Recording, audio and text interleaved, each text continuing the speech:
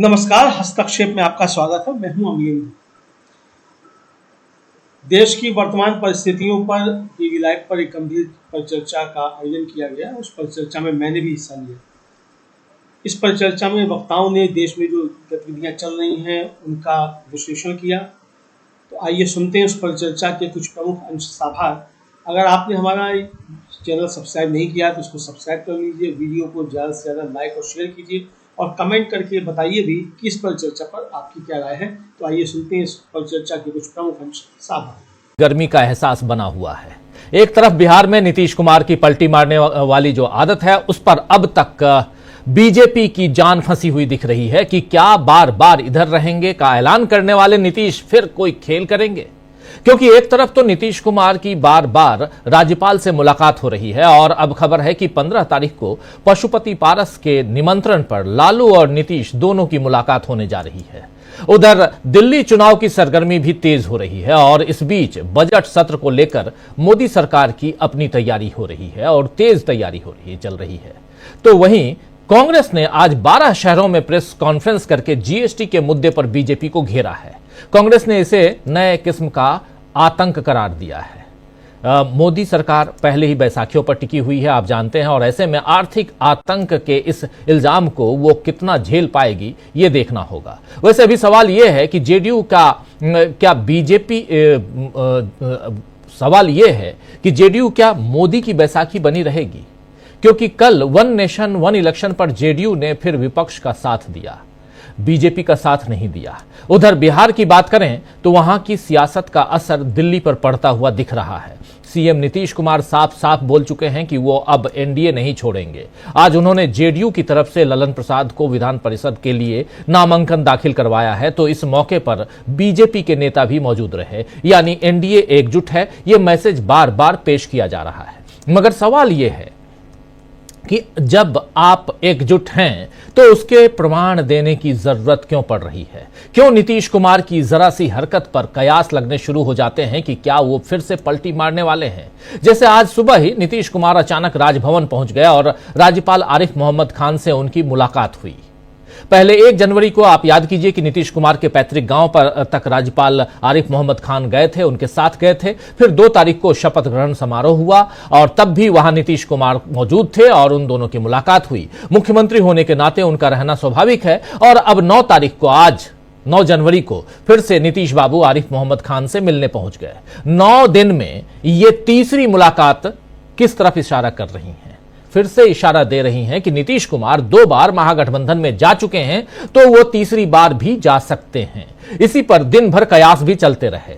पहले खबर आई कि कैबिनेट विस्तार के सिलसिले में नीतीश बाबू की राज्यपाल से मुलाकात हुई है। अब खबर है कि राज्यपाल और मुख्यमंत्री की मुलाकात राज्य के 4 विश्वविद्यालयों में कुलपति की नियुक्ति के सिलसिले में हुई थी।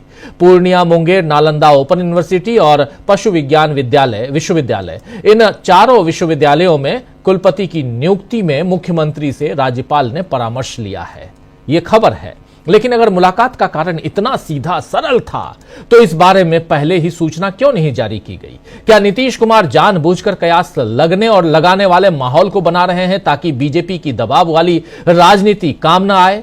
ये एक सवाल अब बिहार में खड़ा हो रहा है। हालांकि चिराग पासवान अब भी एनडीए को एकजुट बता रहे हैं। तो चिराग पासवान को आप सुन रहे थे। चिराग पासवान का दावा अपनी जगह है, लेकिन उनके चाचा पशुपति पारस कोई नया खेल करते हुए दिख रहे हैं। उनकी लोक जनशक्ति पार्टी 15 तारीख को दही चूड़ा भोज का आयोजन कर रही है और इस भोज में मुख्यमंत्री नीतीश कुमार और आरजेडी सुप्रीमो लालू प्रसाद यादव और उनके साथ राज्यपाल आरिफ मोहम्मद खान सबको पशुपति पारस बुला रहे हैं अपने घर। हालांकि चिराग पासवान को इसका निमंत्रण उन्होंने नहीं दिया है।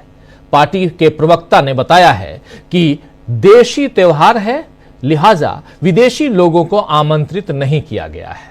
पशुपति पारस दरअसल चिराग पासवान को विदेशी बताकर नीतीश और लालू की मुलाकात करवा रहे हैं, तो इससे जाहिर होता है कि बिहार में खेल होना अभी बाकी है। इधर कांग्रेस ने आज जीएसटी पर मोदी सरकार के खेल का पर्दाफाश किया है। आज 12 शहरों में जो प्रेस कॉन्फ्रेंस हुई है उनमें सभी नेताओं ने बीजेपी की पोल खोली है।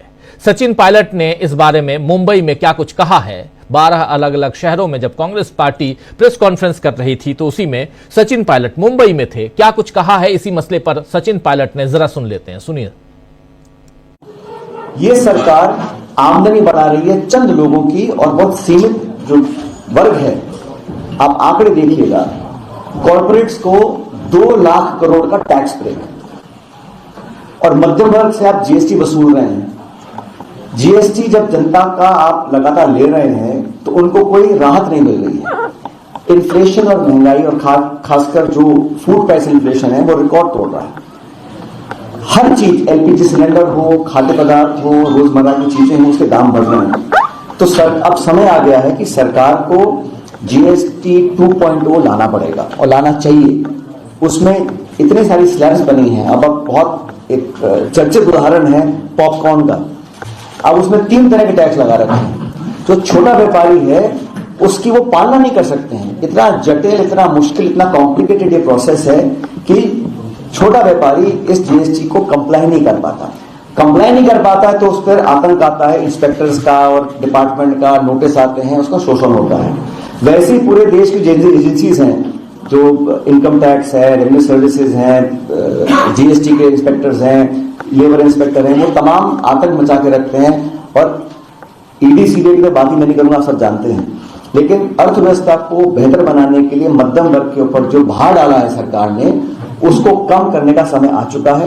तो हमारी मांग है केंद्र सरकार से, वित्त मंत्री महोदया से, कि आंकड़ों के जाल में जनता को ना फंसाएं, स्लैब्स को रैशनलाइज करें, जीएसटी के माध्यम से मध्यम वर्ग पर जो भार पड़ रहा है और जो गृहिणी हैं जो 10-20 हजार रुपये महीने कमाते हैं, उन्हें तो अपने 2 बच्चे पालने होते हैं, उनके ऊपर मैक्सिमम दबाव उन पे है।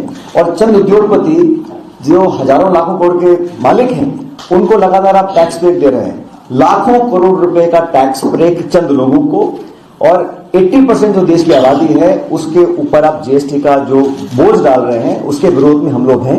इस पर कई बार खड़गे जी ने, राहुल गांधी जी ने, कांग्रेस पार्टी ने अपनी बात रखी है।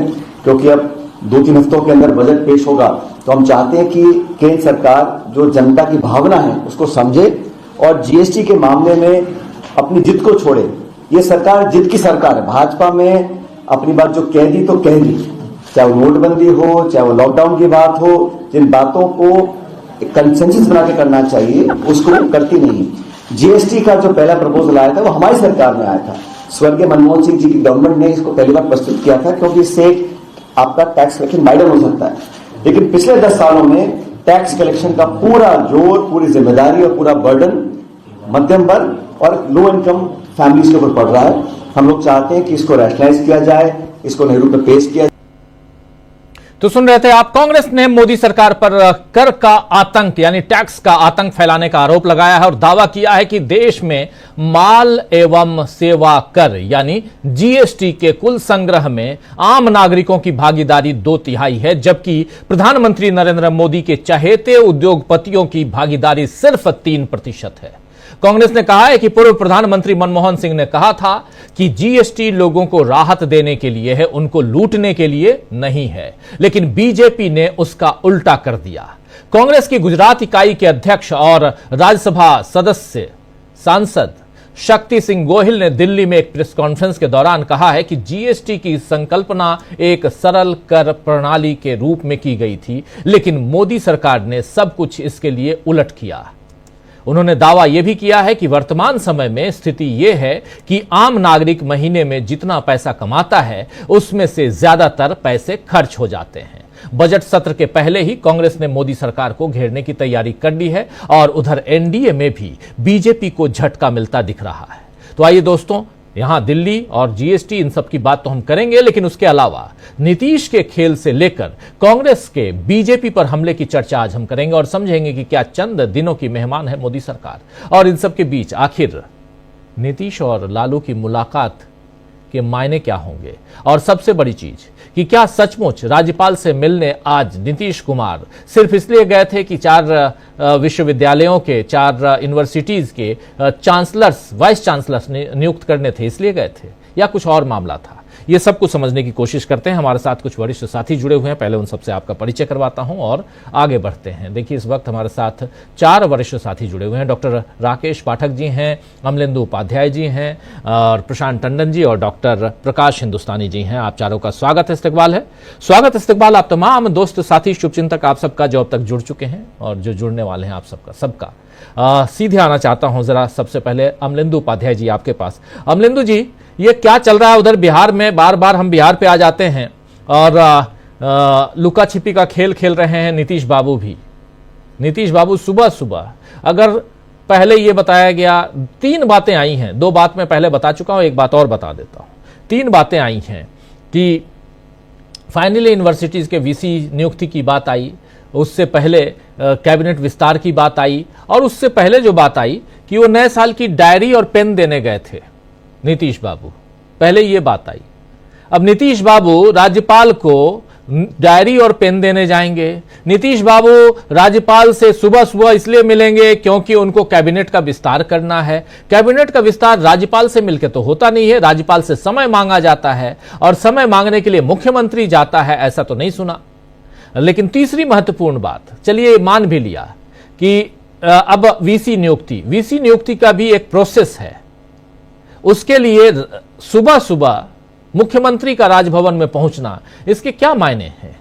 क्या यहां चल रहा है आखिर? और इन सब के बीच पशुपति पारस, देशी लोगों का देशी त्योहार, और उसमें लालू और नीतीश को क्यों बुलाना चाहते हैं और राज्यपाल को भी? खबर तो बनती है ना अमलेंदु जी?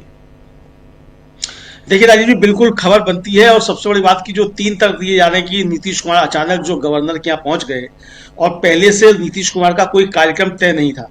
अगर सबसे पहले तो राजीव जी ये शोषा छोड़ा गया कि साहब वो मंत्रिमंडल का विस्तार होना है, तो मंत्रिमंडल के विस्तार पर चर्चा करने के लिए गए हैं गवर्नर के पास। अब मंत्रिमंडल का विस्तार अगर करना है तो भाई अमित शाह से बात करो, चिराग पासवान से बात करो, जीतनराम मांझी से बात करो, जिनके विधायकों को आपको साथ में लेना है। हालांकि चिराग पासवान का कोई विधायक नहीं है, लेकिन फिर भी गठबंधन में शामिल है तो उनसे बात हो सकती है। लेकिन आप उनसे बात ना करके अगर आप जा रहे हैं सीधा सीधा गवर्नर के पास, तो ये कम से कम मंत्रिमंडल विस्तार के लिए नहीं है। दूसरा राजीव जी, खरमास चल रहा है। नरेंद्र मोदी ये नहीं बता सकते कि भारतीय जनता पार्टी का कौन सा विधायक जो इस खरमास में मंत्री बनना चाहेगा। तो जब भारतीय जनता पार्टी का कोई विधायक इस खरमास में मंत्री बनना ही नहीं चाहेगा, तो नीतीश कुमार मंत्रिमंडल का विस्तार करने क्यों जाएंगे? फिर बताया गया कि साहब वो जो है वो जाएंगे, इसके लिए गए थे कैलेंडर और पेन देने के लिए। तो कैलेंडर और पेन देने क्यों गए थे? उसके वहां से आने के बाद उन्होंने उसका लोकार्पण किया है, कैलेंडर और पेन का, अपने कार्यालय में। तो जब लोकार्पण बाद में किया है तो पहले क्यों चले गए गवर्नर के पास देने के लिए जब लोकार्पण है? तो ये बात भी गलत है।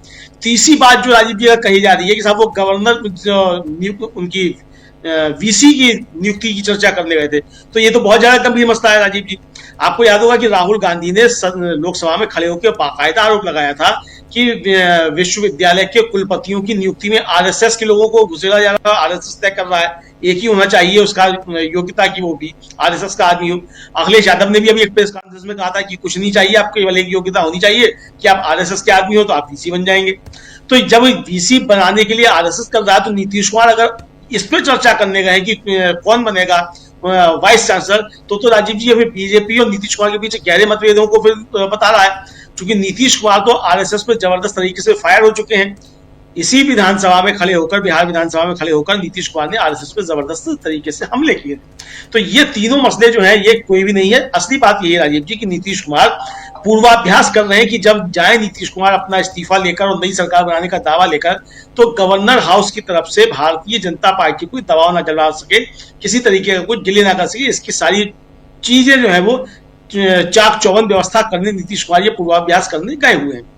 अब राजीव जी सवाल ये आता है कि अगर ये ऐसा ही था, आज एक कार्यक्रम और था राजीव जी, सुबह 9:30 बजे जनता दल यू के जो प्रमुख प्रवक्ता है नीरज कुमार, उनकी एक प्रेस कॉन्फ्रेंस होनी थी। उस प्रेस कॉन्फ्रेंस में वो तथाकथित स्वयंभू ज्ञानियों की पोल खोलने वाले थे सुबह 9:30 बजे। लेकिन जब नीतीश कुमार का गवर्नर से मिलने का कार्यक्रम अचानक बन गया, तो नीरज कुमार की जो सोशल मीडिया कॉन्फ्रेंस थी, जो फेसबुक लाइव आने वाले थे और जो स्वयंभू ज्ञानियों की पोल खोलने वाले थे, वो कार्यक्रम स्थगित कर दिया गया। तो अब ये सब बातें किस तरह इशारा कर रही हैं, लोग आसानी से समझ सकते हैं भाई ये सब चल क्या रहा है। इसी तरीके से राजीव जी अब जो पशुपतिनाथ पारस जो कर रहे हैं तैयारी कि वो मिलवाएंगे नीतीश को और लालू को, जो ये कहा जा रहा है, और चिराग पासवान को नहीं मिलवाया जा रहा है, तो अब इसका मतलब राजीव जी बिहार में ये लोगों को सबको मालूम है कि नीतीश कुमार कोई खेल करने जा रहे हैं और उसमें पशुपतिनाथ पारस पहले ही अपना स्थान जो है वो बना लेना चाहते हैं, ताकि भतीजे की एंट्री से पहले पशुपतिनाथ पारस जो है इस गठबंधन में तैयार हो, भतीजे की एंट्री को रोक सके। तो ये भी इसी तरह इशारा की है राजीव जी कि नीतीश कुमार की तैयारी पूरी हो चुकी है और नीतीश कुमार का अंदरूनी जो है बातचीत सब कुछ फाइनल है, केवल शुभ मुहूर्त का इंतजार कर रहे हैं। और जिस तरीके से मॉक ड्रिल होती है कि साहब वो आतंकी का हमला होगा कोई, तो पुलिस जो पहले मॉक ड्रिल करती है, और दीपावली से पहले तो वो फायर फाइटिंग की जो मॉक ड्रिल वगैरह हुई थी, तो ये मॉक ड्रिल जो है ये नीतीश कुमार ने की आज गवर्नर हाउस आकर, कि जब वो अगली बार गवर्नर हाउस जाएंगे तो मीडिया जो है किस तरीके से रिएक्ट करेगा और उस समय नीतीश कुमार को क्या क्या करना है, तो ये मॉक ड्रिल करके आज नीतीश कुमार ने देख ली। एक बात और राजीव जी, कल जिस तरीके से मीडिया ने खबरें चलाई कि साहब शरद पवार जो है वो अजीत पवार की पार्टी में शामिल हो जाएंगे, उसका जवाब नीतीश कुमार ने दिया है आज कि तुम ज्यादा फर्जी खबरें मत फैलाओ कि कौन कहाँ शामिल हो जाएगा, ज्यादा करोगे तो अभी जो है जाकर अपनी इस्तीफा दे देंगे। तो ये नीतीश कुमार ने मोदी शाह को खबर पहुंचाई है कि आप जो मीडिया नैरेटिव बनाने की कोशिश कर रहे हैं, मैं उससे ज्यादा अच्छे मीडिया नैरेटिव बना सकता हूं, इसलिए कृपया शांति रखें, धीरज रखें, मुझको जो कदम उठाना है मैं उठा के रहूंगा, आपकी इस तरीके के फर्जी नैरेटिव से जो है मैं रुकने वाला नहीं हूं। अभी तक राजीव जी यही समझ में आ रहा है। जी जी बिल्कुल, बहुत कुछ यहां समझने की कोशिश। कुछ लोग हमारे साथी लिख रहे हैं आप 10 दिन से समय, मुकेश मिनेकर मैं नाम बता रहा हूं, कि 10 दिन से आप नीतीश बाबू पे चर्चा करके समय बर्बाद कर रहे हैं। अरे भाई समय बर्बाद नहीं कर रहा हूं मुकेश जी, ये इस देश की को बर्बादी से बचाने की कोशिश कर रहा हूं, उसमें आप दर्शक बन करके देखते हैं तो बड़ी मेहरबानी आपकी। और आप लोगों को बता रहा हूं कि जो हो रहा है, जो होने जा रहा है वो पहले से, नहीं तो यहाँ गोदी मीडिया जो है वो आप लोगों को किस दिशा में लेके जाता है आपको पता है।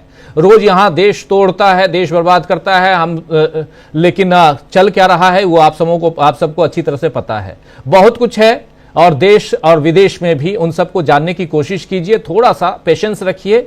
और हम अपना समय बर्बाद नहीं कर रहे हैं, हमारे पास भी बहुत कुछ है। दिल्ली में इलेक्शन है, हम दिल्ली में बैठे हुए हैं, दिल्ली के इलेक्शन को भी कवर करना है और आप लोगों तक पहुंचाना है। लेकिन उससे पहले अगर नीतीश बाबू की बात कर रहे हैं तो इसलिए कर रहे हैं क्योंकि वहां चल रहा है, खिचड़ी पक रही है, खिचड़ी चढ़ी हुई है, पक रही है। और वो अचानक एक दिन खबर आए कि नीतीश बाबू इधर से उधर हो गए, तभी हम वो खबर दें तो आप ही कहेंगे कि फिर आप लोगों को पता ही नहीं था, आप लोग कर क्या रहे थे।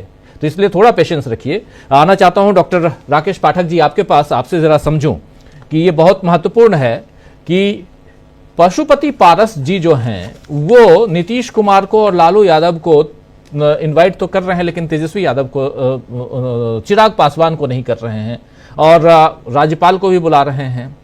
तीनों की मुलाकात होगी, लेकिन सुबह सुबह देखिए एक बात पचती नहीं है, ये कैसे पचे आखिर।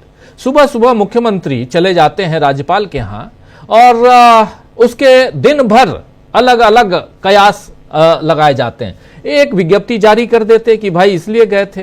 भाई मुख्यमंत्री और राज्यपाल के बीच मुलाकात होती है, हम सबने बहुत अलग अलग राज्यों के मुख्यमंत्रियों के भी क्रियाकलाप को देखा है। आप भोपाल में बैठे हुए हैं, मध्य प्रदेश में हैं, मध्य प्रदेश के मुख्यमंत्रियों को आज से नहीं कब से आप कवर कर रहे हैं, अविभाजित मध्य प्रदेश के मुख्यमंत्री को कवर कर रहे हैं। मैं भी छत्तीसगढ़, मध्य प्रदेश, दिल्ली, ऐसे तमाम, बिहार, तमाम मुख्यमंत्रियों को कवर करता रहा हूं। और साफ दिखाई देता है कि अगर मुख्यमंत्री किसी से मिलता है, एक छोटे इंसान से मिलता है, तब भी प्रेस रिलीज आती है हम लोगों के पास में, तब भी उसमें से कुछ बताया जाता है आज मुख्यमंत्री की इससे मुलाकात हुई और इसके पीछे क्या कारण था। लेकिन ये नीतीश बाबू मिलते हैं पता ही नहीं चलता। तो कयास तो लगेंगे ना, और फिर चर्चा तो होगी। डॉक्टर राकेश पाठक जी। जी बिल्कुल ठीक कह रहे हैं डॉक्टर साहब आप। देखिए कोई नए साल का मौका होता, हैप्पी न्यू ईयर कहने गए होते मुख्यमंत्री, होली दिवाली होता, कोई और तीज त्योहार होता तो समझ में आता। अनौपचारिक मुलाकातें भी मुख्यमंत्री और राज्यपालों की होती हैं, लेकिन इस वक्त बिहार में जो कुछ चल रहा है उसमें ये कयास लगाए जाना तो वाजिब है।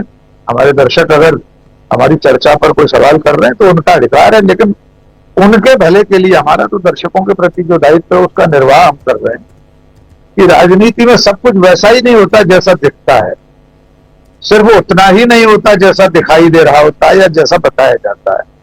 उसके पीछे जो कुछ हो रहा है उसकी पड़ताल करना, उसके आर पार जाकर देखना हमारा काम है, वो हम कर रहे हैं। तो अगर नीतीश कुमार अचानक सुबह सुबह चले जाए राज्यपाल के पास, तो वजह पर बात तो होगी। अगर कुलपतियों की नियुक्ति के लिए गए हैं तो वो भी एकदम चर्चा में आएगी बात कि भाई अभी अचानक मुख्यमंत्री को क्यों जाना पड़ा इतनी सुबह।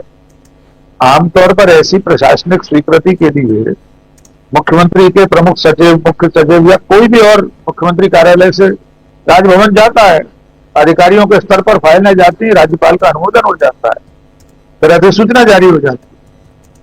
लेकिन खुद मुख्यमंत्री कुलपतियों की नियुक्ति की फाइल लेकर गए हों, ये मानना थोड़ा सा नादानी होगी। अब सवाल यह है कि वहां चल क्या रहा। चाचा भतीजे के बीच जो रिश्ते हैं वो भी अब सब जानते हैं, पशुपति कुमार पारस और चिराग पासवान के बीच में।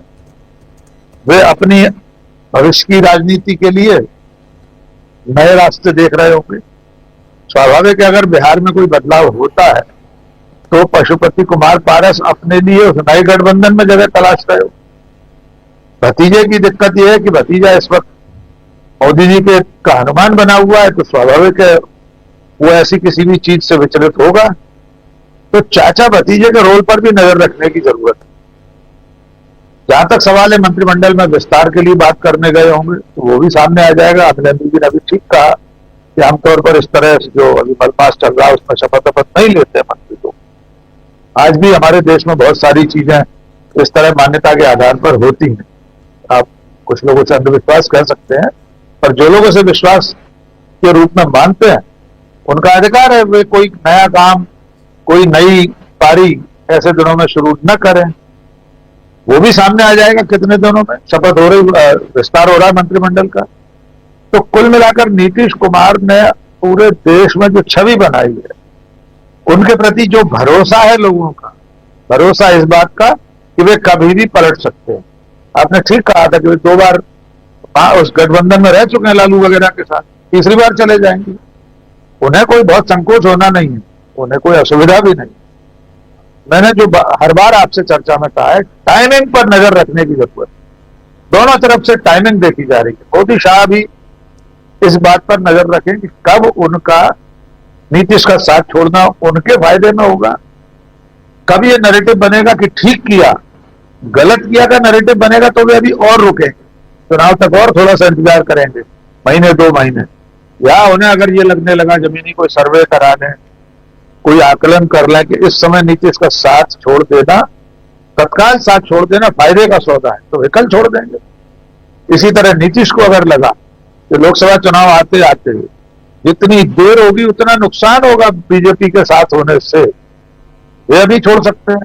अगर उन्हें लगा कि एन टाइम पर सर्जिकल स्ट्राइक के रूप में लोक विधानसभा चुनाव की तारीखें पास आते आते बीजेपी को छोड़ेंगे तो फायदा होगा, तो तब तक वे उतने दिनों का इंतजार करेंगे। तीसरा महत्वपूर्ण प्लेयर जो है इस पूरी उठापटक में वो लालू प्रसाद यादव, तेजस्वी यादव है, उनकी पार्टी है। वे अपनी कोटियां चल रहे हैं, लालू कुछ कहते हैं, तेजस्वी कुछ और कहते हैं। तो कोई कड़वे वचन बोल रहा है, कोई मीठे वचन बोल रहा है। दरवाजा खुला हुआ है, दूसरा व्यक्ति कहता है दरवाजा बंद है। इसी में से कहीं रास्ता मिलेगा नीतीश कुमार को, और उसके लिए भी थोड़े दिन ये सारी कवायदें और चलें। और आपने बिल्कुल ठीक कहा, नीतीश कुमार दिल्ली को भी संदेश दे रहे हैं। बार बार वे नरेंद्र मोदी और अमित शाह और भारतीय जनता पार्टी को भी ये बता रहे हैं कि अगर मैं चाहूं तो अपनी मर्जी से कभी भी आपका साथ छोड़ सकता हूं। तो अब देखते हैं कब अगला कदम उठाते हैं नीतीश कुमार। जी बिल्कुल बिल्कुल, बहुत इंपॉर्टेंट है। और यहाँ लेकिन कुछ एक बातें और भी हैं जो जानना जरूरी है, क्योंकि नीतीश बाबू को अगर जो बार बार कह रहे हैं कि हम यहीं हैं, उधर नहीं जाएंगे, आखिर बार बार बोलने की जरूरत क्यों पड़ रही है? प्रशांत टंडन जी, आखिर नीतीश कुमार को यह साबित करने की जरूरत क्यों पड़ रही है कि हम इधर ही ठीक हैं, उधर नहीं जाएंगे? और आज ही जब ललन प्रसाद को आप एमएलसी विधान परिषद के लिए आप ये करते हैं, तो वहां पर भी आपको क्या जरूरत है कि आप तमाम लोगों को लेकर इकट्ठा करते हैं? यहां तो साफ दिखाई दे रहा है ना कि आप प्रमाणित करने की कोशिश कर रहे हैं कि नहीं, हम पाक साफ है, हम कुछ गड़बड़ नहीं कर रहे हैं। देखिए राजीव जी, पॉलिटिक्स में 2+2 हमेशा 4 नहीं होता, कभी 3 भी होता है, कभी 5 भी होता है। तो यहाँ पे जो बिहार में चल रहा है वो 3 और 5 वाला ही समीकरण चल रहा है। देखिए, मैं नीतीश कुमार की गतिविधियों पे आऊँ, उनके गवर्नर हाउस में अचानक दौरे पर आऊँ, उसके पहले जरा चिराग पासवान ने जो कहा है उस पर नजर डालते हैं। चिराग पासवान अपने आप को संकट मोचक कहते हैं मोदी जी का, तो वाकई आज वो संकट मोचक की स्थिति में ही थे। आप उनका बयान गौर से सुनिए जी। वो ये कह रहे हैं कि एनडीए एक साथ सभी पार्टियां मिलकर चुनाव लड़ेंगी, लेकिन वो एक बार भी ये नहीं कह रहे कि नीतीश कुमार की अध्यक्षता में लड़ेंगे। तो ये वही बात वो कर रहे हैं जो बात अमित शाह कर रहे हैं, उसी को इको कर रहे हैं, उसी बात को आगे बढ़ा रहे हैं जितना उनका मैंडेट उस हिसाब से। तो चिराग पासवान को भी ये मालूम है कि नीतीश कुमार की नेतृत्व में अगला चुनाव नहीं होगा। एनडीए के पार्टनर्स होंगे, एनडीए के पार्टनर्स कुछ रहेंगे, कुछ जाएंगे, कुछ नए जुड़ेंगे। तो एनडीए तो रहेगा बिहार में, नीतीश हो या उसमें ना हो। नीतीश जब लालू प्रसाद के साथ गए थे तो तब भी वो एनडीए था वहां पे, तो एनडीए तो रहेगा। एक तो ये बात इंपॉर्टेंट है कि चिराग पासवान के जरिए भी बीजेपी ने एक संदेश नीतीश कुमार को फिर से दिया है कि केवल अमित शाह नहीं, अब हम छोटे स्तर के राज्य स्तर के नेताओं से भी यही कहलवाएंगे कि नीतीश कुमार जो है वो नेता नहीं होंगे, नीतीश कुमार अगले मुख्यमंत्री नहीं होंगे, मुख्यमंत्री पद के दावेदार नहीं होंगे। उस बाइट को दोबारा हम सुन सकते हैं कि जिसमें वो क्या कह रहे हैं। जी, आइए जरा सुन लेते हैं, पहले सुन ही लेते हैं जरा चिराग पासवान को सुनाइए। अभी जो हम लोग पहले सुन रहे थे, और लेकिन चिराग पासवान को उनके चाचा इनवाइट क्यों नहीं कर रहे हैं दही चूड़ा वाले भोज में? कहते हैं विदेशी है, हम देशी त्योहार में देशी लोगों को इनवाइट कर रहे हैं, ये विदेशी है। लेकिन पहले सब कह रहे हैं बिहार में 225 सीटें लेके आइए भाई, कोई दिक्कत नहीं है, लेकिन सवाल यह है कि नीतीश बाबू कहां हैं? प्रशांत जी की आवाज बढ़ाओ। एक बार भी राजीव जी उन्होंने नहीं कहा कि अगला मुख्यमंत्री नीतीश कुमार ही होंगे, एनडीए की सरकार होगी, सब घटक दल साथ रहेंगे, हम मिलकर चुनाव लड़ेंगे, जीतेंगे। लेकिन एक बार भी उन्होंने ये भी कहा कि अगली सरकार भी एनडीए की होगी, संख्याएं बता दी, लेकिन ये नहीं बताया कि मुख्यमंत्री कौन होगा। ये है संकट मोचक। इनको यही संदेश देने को कहा गया है, या इन्होंने जो है वो कागज उड़ा के देख लिया कि हवा का रुख किधर है, उधर ही मुंह करके खड़े हो जाओ। बहरहाल ये भी एक स्पष्ट संदेश है कि एनडीए के अंदर कुछ चीजें हैं। अगर ये बात होती तो बहुत स्पष्ट तौर पे ये बात आती कि एनडीए भी साथ रहेगा और नीतीश कुमार भी रहेंगे। तो नीतीश कुमार का नाम तक नहीं लिया इन्होंने। दूसरी बात, नीतीश कुमार क्या कर रहे हैं? देखिए राजीव जी, नीतीश कुमार कई मोर्चों पे काम कर रहे हैं। एक बात वो कर रहे हैं कि प्रगति यात्रा जो चल रही है उनकी, प्रगति यात्रा में रोज वो सैकड़ों करोड़ रुपए के प्रोजेक्ट, योजनाएं, उद्घाटन, शिलान्यास ये कर रहे हैं लगातार। और अब वो दूसरे चरण की प्रगति यात्रा का शेड्यूल भी आ गया है 16 तारीख से। 16 से 29 तक दूसरी शेड्यूल होगा दूसरे चरण की। अब एक बात हो रही थी कि 15 तारीख से एनडीए के घटक के साथ, एनडीए के घटक दलों के साथ भी यात्रा होगी, उसका कोई चर्चा नहीं आई है, जेडीयू की तरफ से आई है। एक और काम वो कर रहे हैं इस यात्रा में, जनसंपर्क के साथ साथ वो अपनी पार्टी के ऑर्गेनाइजेशन को भी अपने मुताबिक बदल रहे हैं। उनको मालूम है कौन जाएगा कौन नहीं जाएगा, तो वो नई लीडरशिप लेकर आ रहे हैं। और अभी उन्होंने पार्टी के जो छात्र और युवा प्रकोष्ठ है उनको पूरा नया नवेला कर दिया है। अब उसके बाद वो गवर्नर हाउस जाके संदेश भी दे रहे हैं। राजीव जी, हम लोग जानते हैं कि प्रदेश सरकार भी एनडीए की होगी, संख्या ही बता दी, लेकिन ये नहीं बताया कि मुख्यमंत्री कौन होगा। ये है संकट मोचक। इनको यही संदेश देने को कहा गया है, या इन्होंने जो है वो कागज उड़ा के देख लिया कि हवा का रुख किधर है, उधर ही मुंह करके खड़े हो जाओ। बहरहाल ये भी एक स्पष्ट संदेश है कि एनडीए के अंदर कुछ चीजें हैं। अगर ये बात होती तो बहुत स्पष्ट तौर पे ये बात आती कि एनडीए भी साथ रहेगा और नीतीश कुमार भी रहेंगे। तो नीतीश कुमार का नाम तक नहीं लिया इन्होंने। दूसरी बात, नीतीश कुमार क्या कर रहे हैं? देखिए राजीव जी, नीतीश कुमार कई मोर्चों पे काम कर रहे हैं। एक बात वो कर रहे हैं कि प्रगति यात्रा जो चल रही है उनकी, प्रगति यात्रा में रोज वो सैकड़ों करोड़ रुपए के प्रोजेक्ट, योजनाएं, उद्घाटन, शिलान्यास ये कर रहे हैं लगातार। और अब वो दूसरे चरण की प्रगति यात्रा का शेड्यूल भी आ गया है 16 तारीख से। 16 से 29 तक दूसरी शेड्यूल होगा दूसरे चरण की। अब एक बात हो रही थी कि 15 तारीख से एनडीए के घटक के साथ, एनडीए के घटक दलों के साथ भी यात्रा होगी। उसका कोई चर्चा नहीं आई है, जेडीयू की तरफ से आई है। एक और काम वो कर रहे हैं इस यात्रा में, जनसंपर्क के साथ साथ वो अपनी पार्टी के ऑर्गेनाइजेशन को भी अपने मुताबिक बदल रहे हैं।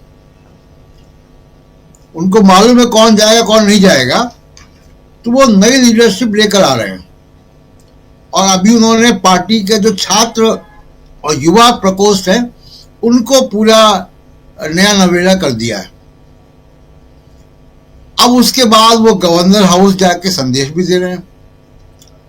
राजीव जी, हम लोग जानते हैं कि प्रदेश का या केंद्र सरकार का सारा काम राष्ट्रपति के नाम पे होता है, और प्रदेशों में सारा काम गवर्नर के नाम पे होता है, राज्यपाल के नाम पे होता है। सरकार जो है गवर्नर के ही हिसाब चलती, भले ही वो एग्जीक्यूटिव मुख्यमंत्री होता है। तो सैकड़ों कागज, फाइलें, दर्जनों फाइलें रोज गवर्नर हाउस जाती हैं। एक पैलेस सेक्रेटरिएट होता है वहां पे जो ये काम करता है, गवर्नर के दस्तखत होते हैं, अप्रूवल होता है, आ जाती है वापस। तो ये तो रूटीन का काम है। जिस काम के लिए नीतीश कुमार गए थे, ये काम तो चीफ मिनिस्टर ऑफिस और गवर्नर हाउस के बीच में रोजाना दिन में कई बार होता है, फाइलें आती जाती हैं। तो ये गवर्नर के यहाँ केवल मीडिया अटेंशन की वजह से गए।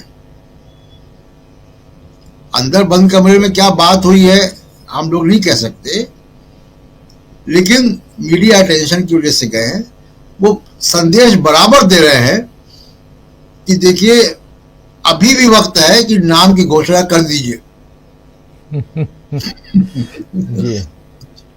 तो ये लगातार नीतीश कुमार संदेश दे रहे हैं अपनी प्रगति यात्रा से, गवर्नर की विजिट से। और अब देखते हैं कि जब वो दही चूड़ा खाएंगे तो उसके बाद वो क्या कहेंगे। लेकिन नीतीश कुमार को संदेश देना आता है और वो उसमें कामयाब है।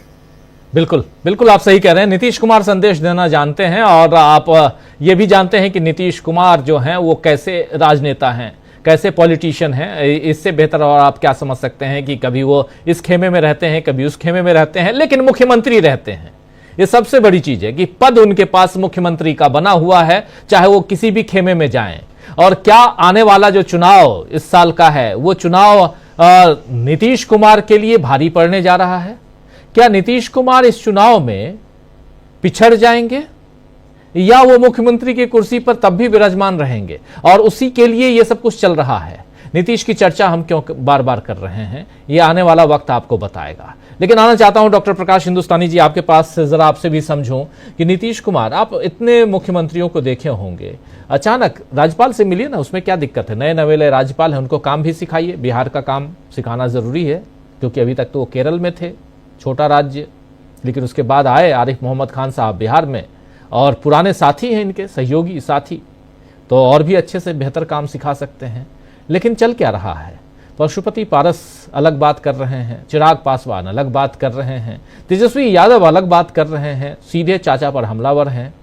लेकिन लालू यादव एक बाइट दे के चुप हैं, उसके बाद से कुछ नहीं कह रहे हैं। क्या माना जाए? डॉक्टर प्रकाश हिंदुस्तानी जी। धन्यवाद राजीव जी। नीतीश कुमार भले ही कितने भी चतुर हो, लालू यादव से ज्यादा चतुर व्यक्ति नहीं है मीडिया अटेंशन के मामले में। लालू यादव एक वाक्य बोलते हैं और पूरा मीडिया उनकी खबरों को दिखाता है। नीतीश कुमार को यही काम करने के लिए राजभवन जाना पड़ता है कि मीडिया अटेंशन हो। ये बात नीतीश कुमार बहुत अच्छी तरह जानते हैं कि काठ की हांडी कितनी बार चढ़ेगी और मुश्किल है चढ़ना उसका इस बार। लेकिन वो दबाव डालने की कोशिश कर रहे हैं कि देखिए मैं कितना सक्रिय हूं, मैं मेरी पार्टी में जान फूंक रहा हूं, मैं लोगों से मिल रहा हूं, अपने संगठन में मैं बदलाव कर रहा हूं और सरकार में आने के लिए मेरी जिज्ञासा पूरी है, मैं सक्रिय हूं। मेरी उम्र पे मत जाइए, मैं अभी भी जब यात्रा करता हूं बिहार में, इसका मतलब ये कि मैं अभी तो मैं जवान हूं, अभी मैं काम कर सकता हूं, ये कहना चाहते होंगे। जहां तक राज्यपाल महोदय से मिलने की बात है, जो राज्यपाल बिहार के अब आए हैं, उनके बारे में कुछ कहने की जरूरत नहीं। बड़े विद्वान आदमी हैं और बहुत बड़े विद्वान हैं, राजनीति के भी गुरु हैं, जानते हैं कि क्या होना है। और नीतीश कुमार जो हैं वो अपनी सिफारिश करने जा सकते हैं कि भाई मैं आप ही के, मेरा कोई संदेश है जो हाईकमान तक पहुंचा देना, हम बीजेपी की हाईकमान तक पहुंचा देना, क्योंकि मेरे संदेश को मैं अपने लोगों के साथ भिजवाना नहीं चाहता।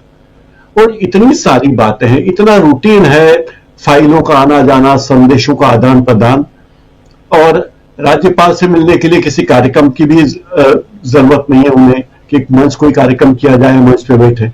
लेकिन फिर भी वो जाते हैं, तो इससे एक बात और साबित होती है कि उनके पास बहुत फुर्सत है। नीतीश कुमार के पास बहुत फुर्सत है, ये बात भी कही जा सकती है कि राज्यपाल से मिलने के लिए सुबह सुबह वो जा सकते हैं अकारण ही कहेंगे, न तो वो कोई न्योता देने गए होंगे, कोई नीतीश कुमार जी के घर पे शादी ब्याह तो है नहीं कि राज्यपाल जी मेरे घर आइए, ऐसा तो कहने गए नहीं होंगे। तो ये बड़ी विचित्र बात है। फिर चिराग पासवान जो देश के महान मौसम वैज्ञानिक के पुत्र हैं, वो जानते हैं कि क्या कहना है, हनुमान की भूमिका में है, और बड़े संतुलित तरीके से वो डायलॉग बोल रहे थे आज। उनकी डायलॉग डिलीवरी ये थी, वो बताते थे कि फिल्मों में काम कर चुके हैं, कंगना रनौत के साथ भी फिल्म में काम कर चुके हैं। तो डायलॉग डिलीवरी का अंदाज उनका मुझे तो बहुत पसंद आया, और मुझे लगता है कि फिल्म वालों को, ऐसे व्यक्ति को राजनीति में नहीं छोड़ना चाहिए, बुला लेना चाहिए मुंबई, ताकि कोई काम धंधा उनका भी आगे बढ़े। पहले ही संकट में है बॉलीवुड। राज्यपाल से मुलाकात के बारे में अटकलें लगे, ये बात नीतीश कुमार भी चाहते होंगे, और वे ये संदेश देना चाहते होंगे अमित शाह और नरेंद्र मोदी तक कि देखिए मैं अभी भी सक्रिय हूं, मुझे नजरअंदाज मत करिए। लेकिन मोदी जी के हनुमान ने जो बात कही, कहीं उन्होंने नाम नहीं लिया कि हमारे राज्य में सरकार किसके नेतृत्व में बनेगी, किसके नेतृत्व में चुनाव लड़ा जाएगा, इस बात को भी उन्होंने नहीं कहा। दूसरी ओर एक श्रवण कुमार जी हैं, मंत्री हैं बिहार के, जो तेजस्वी पर हमला कर रहे हैं। अरे भाई, तेजस्वी तो कोई मंत्री है नहीं, मंत्री तो आप और श्रवण कुमार जी। आप क्यों विपक्ष पर पिल पड़ रहे हो कारण? क्योंकि डर उन्हें भी लग रहा होगा कि कहीं तेजस्वी यादव और उनकी इंडिया समूह कुछ कर ना दे उन्हें, इसलिए वो फिर गालियां देने पे आ गए हैं कि भाई ये अलायंस बेकार है। इसका मतलब मुझे लगता है कि कुछ तो कुछ पक्ष जरूर रहा है, और धीरे से ये बात पता चलेगी। जो नीतीश कुमार जिस तरीके की राजनीति करते हैं वो अभी उजागर नहीं हो रही है, लेकिन मुझे लगता है कि वो राजनीति खुलकर जल्दी ही सामने आएगी। राजीव जी जी, बिल्कुल बिल्कुल, राजनीति जो है वो खुलकर सामने आएगी, बहुत महत्वपूर्ण बात है। और यहाँ सबसे बड़ी चीज़ है कि नीतीश कुमार की राजनीति अलग, और इधर दिल्ली में जो राजनीति चल रही है उसका जिक्र भी करना ज़रूरी है। लेकिन उन सब के बीच कांग्रेस पार्टी दिल्ली के चुनाव से ज़्यादा जीएसटी पे चर्चा कर रही है, ये भी जाने ज़रा। और प्रशांत टंडन जी, ज़रा आपसे समझना चाहता हूँ कि बजट आ रहा है, चुनाव भी सामने है, दिल्ली का चुनाव, जीएसटी की बात, ये चल क्या रहा है कांग्रेस के अंदर? नीतीश की चर्चा कर रहे हैं तो थोड़ा कांग्रेस की चर्चा भी जरूरी है। देखिए, कांग्रेस पार्टी में जो चल रहा है कि वो राष्ट्रीय मुद्दों पर कांग्रेस पार्टी बहुत मुखर है, और होना भी चाहिए। राष्ट्रीय पार्टी है, सबसे बड़ी अपोजिशन पार्टी है, लेकिन जो चुनावी बातें हैं जरा उसमें, वो दिल्ली का बहुत बड़ा चुनाव हो रहा है और उसमें आपको कांग्रेस का नाम जरा कम सुनाई देता है। बड़े नेताओं की मौजूदगी नहीं दिखाई दे रही है अभी भी। केजरीवाल वहां लगातार लगे हुए हैं, तो इससे लगता है कि उनकी प्रायोरिटीज क्या है। और जहां तक जीएसटी का बात है राजीव जी, जीएसटी ऑलरेडी पॉपकॉर्न को लेकर बहुत जो है वो चर्चा में है, लेकिन जीएसटी में सरकार का जो दावा है कि 2 लाख करोड़ से भी ऊपर का कलेक्शन हुआ है। ये कलेक्शन किससे हुआ है? मोदी जी की सरकार आने के बाद कॉर्पोरेट्स का 7 लाख करोड़ कर्जा माफ हुआ है। तो ये किसका कलेक्शन है? ये जो साबुन तेल खरीदने वाले लोग हैं, घरों का छोटा मोटा सामान खरीदने वाले लोग हैं, बिजली का बल्ब खरीदने वाले लोग हैं, दवाइयां खरीदने वाले लोग हैं, इंश्योरेंस की पॉलिसी लेने वाले लोग हैं, इनसे कलेक्शन हुआ है। तो सरकार जो पीठ थपथपा रही है वो किसके कलेक्शन पे थपथपा रही है? अब आप देखिए कि किसानों की आय दुगनी करने की बात थी, नहीं हो रही है। कहाँ 2022 में कर रहे थे, किसान अभी धरने बैठे हुए, अभी भी आंदोलन चल रहा है। तो ये जो जीएसटी के कलेक्शन की बात है, वाकई जीएसटी का कलेक्शन बहुत ही, जिसको कहें कि अनसाइंटिफिक है, इरेशनल है। बहुत सारी चीजों पे जिसपे है, जिसपे नहीं होना चाहिए, जिसपे कम होना चाहिए, वो स्लैब्स, अगर आपने इतने मल्टीपल लेयर्स ऑफ स्लैब्स हैं तो फिर वन टैक्स वन नेशन का क्या मतलब है? और एक बात जरा जेडीयू के बारे में एक और बात कर लें। जेडीयू ने पार्लियामेंट्री कमेटी में मोदी जी के सबसे पसंदीदा project one nation one election का भी विरोध कर दिया है। तो एक और मोर्चा जेडीयू ने दिल्ली में खोल दिया है और उन्होंने सवाल खड़े किए कि इससे पैसा कैसे बचेगा, ये बताइए। जी राजीव जी। बिल्कुल बिल्कुल आप सही कह रहे हैं। ज़रा डॉक्टर राकेश पाठक जी, ज़रा आपसे भी समझूं कि यहाँ परिस्थितियाँ क्या नज़र आ रही हैं आपको? एक तरफ दिल्ली, दूसरी तरफ दिल्ली का चुनाव और तीसरी तरफ बिहार की चर्चा। अगर तीनों को समेटने की कोशिश करें कांग्रेस के साथ। देखिए, कांग्रेस के बारे में अभी जैसा कि प्रशांत जी ने कहा, उसकी जो प्रायोरिटीज हैं, प्राथमिकताएं, स्वाभाविक तौर पर राष्ट्रीय दल के नाते उन मुद्दों पर हैं जो पूरे देश को प्रभावित करती है। क्योंकि बजट आने वाला है, इससे पहले जीएसटी जैसे अहम मुद्दे पर कांग्रेस ने आज मोर्चा संभाला। तमाम कई राज्यों की राजधानियों में प्रेस कॉन्फ्रेंस हुई, भोपाल में भी टीएस सिंहदेव आए थे। कांग्रेस लगातार ये बता रही है कि वो जनता के मुद्दों पर राजनीति करना चाहती है। व्यापारी, छोटे व्यापारी, एमएसएमई, सबकी बात कांग्रेस करती चली जा रही। जीएसटी की खामियों की बात राहुल गांधी और कांग्रेस लगातार करते रहे।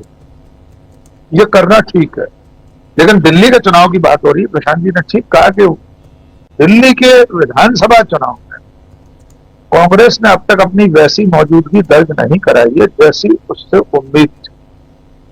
देखिए, कांग्रेस 4% वोट हासिल करके दिल्ली विधानसभा में बैठी है। वो 4 के 14 हो जाए, 24 हो जाए, इसके लिए उसे बहुत मेहनत करना पड़ेगी।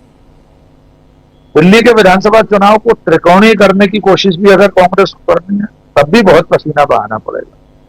हो सकता है उनकी कोई रणनीति ऐसी हो कि अब तारीखों का ऐलान हुआ है, टेम्पो बनेगा, तो 1-2 दिन बाद राष्ट्रीय नेतृत्व वहां उतरे चुनाव में। राहुल गांधी अभी तो किसी कॉफी बनाने वाले ब्रांड के युवकों के पास गए थे।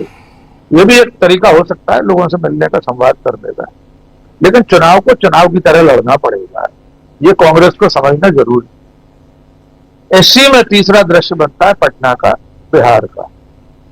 कांग्रेस के लिए बिहार में इतनी ही गुंजाइश है कि अगर नीतीश कुमार दल बदल करें तो जो मोर्चा उसका है, महागठबंधन जो है लालू यादव की पार्टी के साथ, उसमें कांग्रेस फिर सरकार में शामिल हो जाएगी, बनी रहेगी। तो कांग्रेस के लिए बिहार का बदलाव तो फायदेमंद हो सकता है, लेकिन उसे दिल्ली में भी ताल ठोककर चुनाव लड़ना पड़ेगा, लड़ना चाहिए, क्योंकि दिल्ली देश की राजधानी है, उसका संदेश जाता है। वहां तो बीजेपी पिछले 3 बार से चुनाव नहीं हरा पा रही है आम आदमी पार्टी को। अब शीश महल और राजमहल का मुद्दा ले आई है बीजेपी, वो भी कारगर नहीं बैठा, उलटबांसी हो गई है। लोग मांग कर रहे हैं प्रधानमंत्री का निवास भी दिखा दीजिए आम जनता को एक बार खोलकर, कितने की डाइनिंग टेबल है, कितने का बेड है, कितने के झूमर लगे हैं। तो कुल मिलाकर देश की राजनीति इस समय 2-3 अलग अलग मुद्दों पर गरमाई हुई है। उसमें तेजी तब आएगी जब बिहार में सचमुच में कोई निर्णायक घटनाक्रम घटित हो, कोई बड़ा बदलाव हो। तब तक अब पटना से थोड़ा शिफ्ट होगा, हम सबका जो ध्यान है वो दिल्ली की तरफ शिफ्ट होगा, क्योंकि चुनाव जैसे जैसे नजदीक आता जाएगा, आम सभाएं होंगी, वाद विवाद होगा, बयानबाजियां होंगी, रमेश बिधूड़ी के खिलाफ पार्टी क्या कर रही है ये भी देखा जाएगा। बीजेपी और नरेंद्र मोदी आने वाले दिनों में प्रचार में कौन सी लाइन क्रॉस करते हैं जो राजीव कुमार को, चुनाव आयुक्त को दिखाई दे। अभी तो उन्होंने कहा है कि लाइन क्रॉस नहीं हुई है, हो सकता है इससे ज्यादा बिल्कुल सड़कों पर चीर हरण करने लगे नेता लोग, सभी पार्टियों के, किसी भी पार्टी से, तब चुनाव आयोग को लाइन क्रॉस होती हुई दिखाई दे।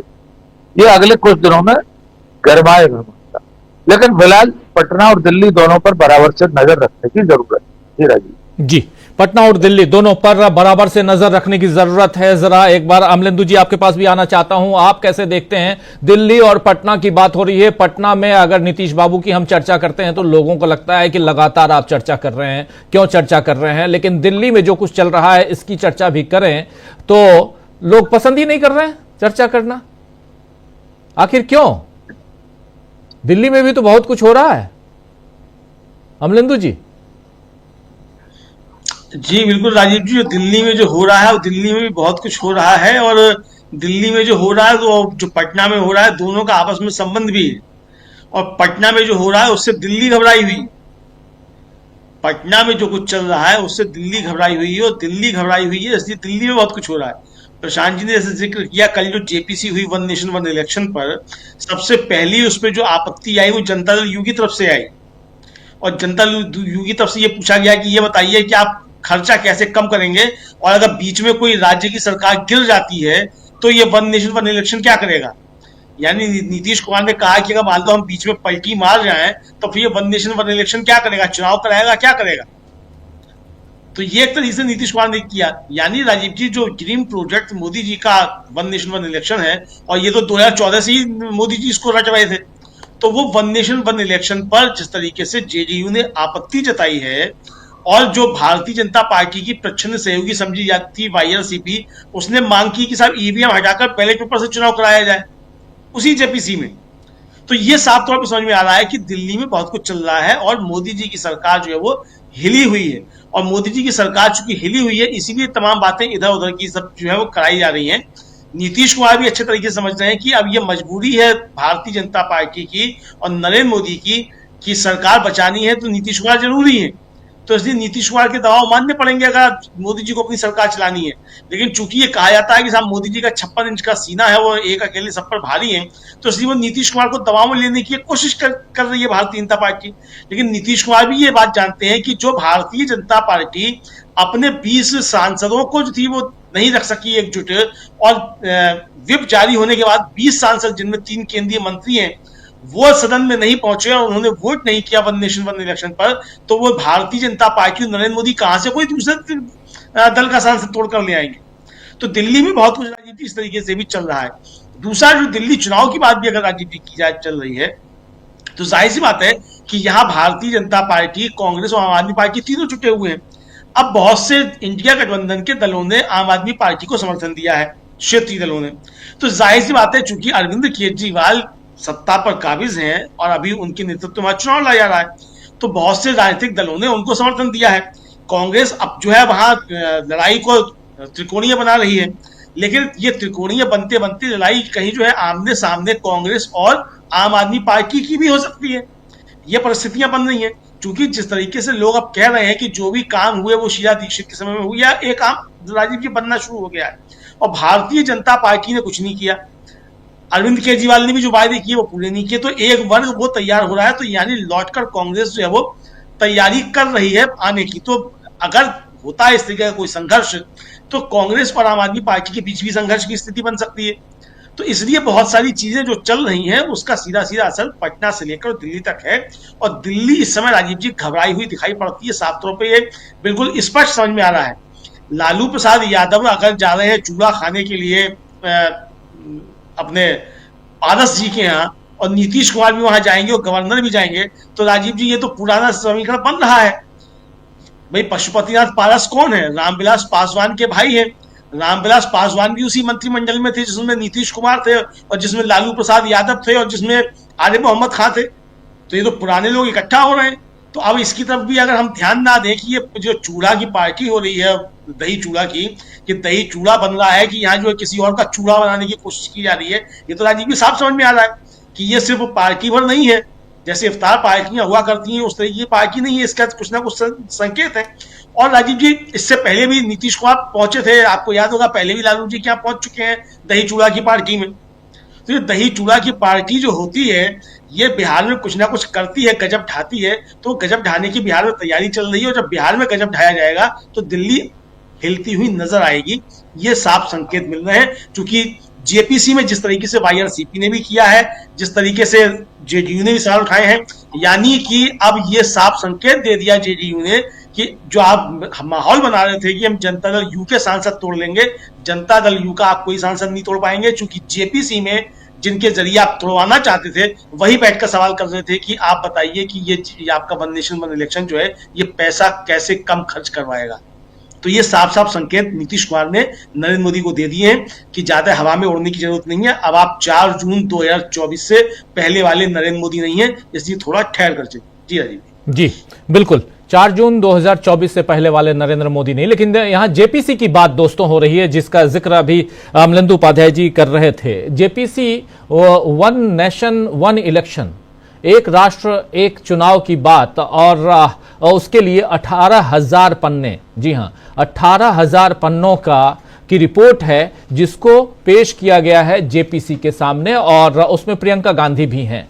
कल ये मीटिंग हुई है और उसमें काफी विपक्ष ने बहुत सारे सवाल, धड़ाधड़ सवाल रखे, प्रियंका गांधी ने भी सवाल रखे कि बहुत सारे सवाल थे। उसमें एक बात ये भी आई जिसका जिक्र कर रहे हैं अमलेंदु उपाध्याय जी कि जेडीयू यानी जनता दल यूनाइटेड, नीतीश कुमार की पार्टी, उनके जो नुमाइंदे हैं, उनका जो प्रतिनिधित्व कर रहे हैं, उन्होंने भी इस जेपीसी में सरकार के साथ न खड़ा होकर विपक्ष के साथ वो खड़े हैं। आखिर क्यों ऐसा?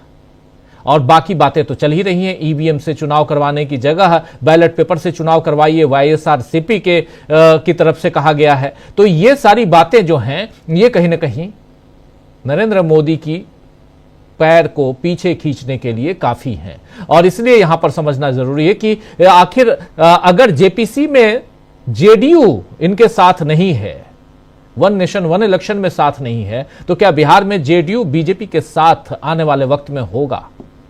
जरा सोचिए, जरा इसी बात को आगे बढ़ाते हैं। डॉक्टर प्रकाश हिंदुस्तानी जी, आपके जरिए कैसे देखा जाए, क्या यहां पर जेडीयू दिल्ली के जरिए ये पैगाम, ये मैसेज देने की कोशिश कर रहा है? राजीव जी निश्चित ही जेडीयू इस बात का पैगाम दे रहा है कि हम आपके साथ हैं, लेकिन ऐसा मत मानिए कि हम हर बात में आपकी हाँ में हाँ ही मिलाएंगे। हमारे हितों की रक्षा हम करेंगे ही। मोदी जी अगर अपने हितों की रक्षा करना चाहते हैं तो हम हमारे हितों की रक्षा करेंगे। दूसरी बात है कि वन नेशन वन इलेक्शन से क्या होने वाला है देश में, इससे किस तरह अधिनायकवादी तंत्र आगे बढ़ेगा, ये बात भी सभी लोगों के लिए चिंता का विषय है कि अगर वन नेशन वन इलेक्शन होगा, ये इतना ही जरूरी था तो अंबेडकर जी अपने संविधान में ही लिख देते कि भाई चुनाव एक ही बार होगा, बार बार चुनाव नहीं होगा। वो तभी नियम बता देते संविधान में कि ऐसा ऐसा होना था, उन्होंने नहीं लिखा। और इस देश में जो क्षेत्रीय दल है और हमारे राज्यों की अस्मिता है, उसका भी मुद्दा यहां सामने आ रहा है। तो नीतीश कुमार ये बात जानते कि उन्हें कब क्या कहना है, तेजस्वी यादव भी जानते कि हमें कब क्या कहना है, और नरेंद्र मोदी दुविधा में फंसे कि वो उनके विरोधी तो उनके विरोधी हैं ही, जो उनके साथ नजर आते हैं वो भी उनके साथ भीतर तक हर बात में साथ नहीं है। नीतीश कुमार चिराग पासवान नहीं हो सकते, ये बात नरेंद्र मोदी और अमित शाह समझ चुके हैं कि इन लोगों की नीतियां अलग है और चिराग पासवान की मजबूरी है बीजेपी, लेकिन मौका पड़ेगा तो चिराग पासवान का सुर भी बदलेगा, इसमें कोई भी दो मत नहीं। राहुल गांधी और प्रियंका गांधी जो भी राष्ट्रीय मुद्दों पर बात कर रहे हैं, ये बात कई लोगों को अटक रही है, खटक भी रही कि ऐसा क्यों हो रहा है, और कुछ लोगों को यह बात भी बुरी लग रही है कि कांग्रेस के नेता जब कहते हैं कि दिल्ली में हमारी लड़ाई आम आदमी पार्टी से है, तो बीजेपी और बीजेपी की बी टीम के लोग बौखला जाते हैं कि अरे मुख्य मुद्दे पे तो हम बड़ी पार्टी हैं दिल्ली में, लेकिन भूल जाते हैं वो कि दिल्ली में आम आदमी पार्टी किसको बेदखल करके सत्ता में आई थी, और वो बेदखल भी उसके पहले 15 साल तक कांग्रेस की सरकार दिल्ली में रही है, ये बात सब जानते हैं। और इसीलिए दिल्ली में जो भी सरकार बनेगी वो कांग्रेस के विकल्प के रूप में बनी थी पिछली बार अरविंद केजरीवाल की, और अभी जिसकी भी बनेगी वो कांग्रेस ही उसमें मुख्य दल होगा, ये बात लोगों को समझ में आ रही है। अभी जो हालात देश में हैं और जो मुद्दे सबसे ज्वलंत मुद्दे हैं, मुझे लगता है कि कांग्रेस पार्टी उन मुद्दों पर पूरा ध्यान दे रही है। दिल्ली का चुनाव कांग्रेस पार्टी के लिए महज एक मुद्दा है, लेकिन देश के ज्वलंत मुद्दे, जो विचित्र बात होती है कि इस देश में पॉपकॉर्न पर 3 तरह के जीएसटी हैं। आप धागा लेते हैं, वो हाथ से बना हुआ धागा है तो अलग जीएसटी है, मशीन से बना हुआ है तो अलग जीएसटी है। आप हेलीकॉप्टर खरीदते हैं तो आपको 2% जीएसटी देना पड़ता है, लेकिन अगर आप स्कूटर खरीदते हैं तो आपको 12% जीएसटी देना पड़ता है। तो स्कूटर खरीदना विलासिता है या हेलीकॉप्टर खरीदना विलासिता है? जेट विमान खरीदना तो 2% जीएसटी। तो भाई ये तो तय करना होगा ना देश को, जनता को, कि सरकार किस तरह से वसूली कर रही है। जो लोग दे सकते हैं, जो हेलीकॉप्टर खरीद रहा है, जो जेट विमान खरीद रहा है, वो 2% क्या, वो 25% जीएसटी भी दे सकता है, 28% भी दे सकता है, लेकिन उसे छूट है। आप बच्चे की पेंसिल और नोटबुक खरीदते हैं तो उस पर जीएसटी देना है, लेकिन अगर आप आईपीएल का टिकट खरीदते हैं, अगर आईपीएल के बॉक्स का टिकट खरीदते हैं जो लाखों में होता है, तो भी एक पैसा जीएसटी का नहीं।